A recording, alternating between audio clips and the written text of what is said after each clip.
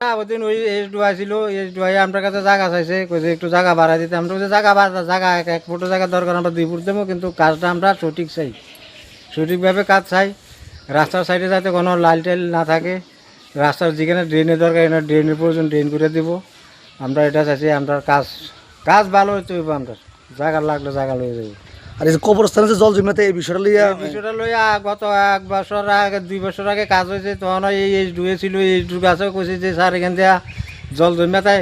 রাস্তার উপরে যে লাইলটা আমরা এই লাইলটা ভাঙাই দিই কইটা পরে ভাঙিয়ে দেবো কিন্তু লাইলটা আর ভাঙছে না রাস্তার উপরে আঁটুয়ামান জল লাগিয়ে দেয় তো এইবারও আইসে কইছি আপনারা এই রাস্তার সাইডে ড্রেন ভাঙানোর লাগিয়া আর ওয়াল সাইডে যে লাইল ভাঙছে এই লাইল ভাঙানোর লাগিয়া তারপর পঞ্চায়েত বুড়িরা আইসে এরা কইছে লাইল ভাঙিয়ে দিব পঞ্চায়েত বুড়ি চা আমরা জনগণ দিয়ে করাইতো কিন্তু এরা কেউ সামনে আইয়ে না এরা কি বাধা দিছে না দিছে চুটুক ঠিক জানি না কিন্তু এরা বাধা জানি পঞ্চায়েত বুড়ি কিছুদিন আগে আমার কাছে আইছিল ঈদের 1 দিন 2 দিন আগে আইয়া এরা কইছে যে এই ড্রেনের লাগে আপত্তি করে কাজ বদ্ধ করে রাখছে এইটু হয়েছে এইটু কইছে ঠিক আছে আমরা ড্রেন করাই দেবো এখন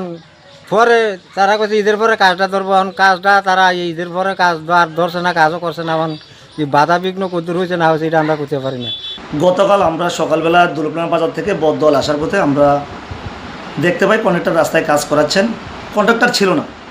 যারা লেবার ছিল তাদেরকে বলছে আপনারা যে কাজ করছেন এসডিও স্যার তো বলেছে ওইখানে ড্রেন করে রাস্তা তারপর রাস্তার কাজ করব। তখন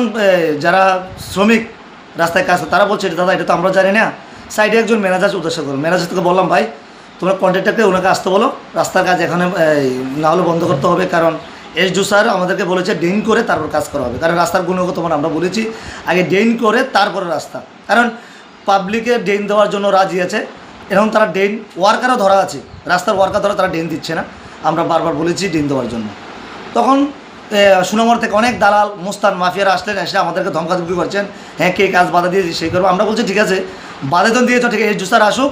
এসডিও স্যার আসলে পরে রাস্তার কাজের কী টেন্ডার ধরা আছে, কে কাজ পেয়েছে কে কী না, আমরা তারপরে সেখানে কাজ করতে হবে, এর আগে আমরা এখানে কাজ করতে পারবেন না, আমরা সেই কথাটা আমরা বলেছিলাম আমরা। কিন্তু তার পরিপ্রেক্ষিতে দেখা গেছে পঞ্চায়েতে যারা প্রথম বাধা দিয়েছেন পঞ্চায়েতের বডিরা, তারা একটা টাকার বিনিময়ে তারা রাস্তার কাজ কত নিম্ন, যেহেতু আপনি কীভাবে রাস্তা করে যাবেন তাদের কোনো কমপ্লেনে রাস্তা করার জন্য তারা পারমিশন দিয়ে দিয়েছেন। এরা ওই যারা কন্ট্রাক্টর আছেন তাদের মুখ থেকে বক্তব্য যে আমাদের পঞ্চায়েত থেকে বলেছে কাজ করার জন্য, হ্যাঁ তারা এইভাবে বলেছেন। তারা আমাদের পঞ্চায়েত বোর্ডে আমাদের জন্য মিথ্যা মামলা করেছেন প্রায় 6-7 জনের নামে, নামটা এখনও আমাদের কাছে আসেনি। গতকালকে থানায় গিয়ে আমাদের নামে একটা মিথ্যা মামলায় তারা দিয়ে এসেছেন। তার বিরুদ্ধে আমরা সমস্ত জনগণ এবং সচেতন নাগরিক আমরা তীব্র নিন্দা ও ধিক্কার জানাই পঞ্চায়েত বোর্ডের বিরুদ্ধে।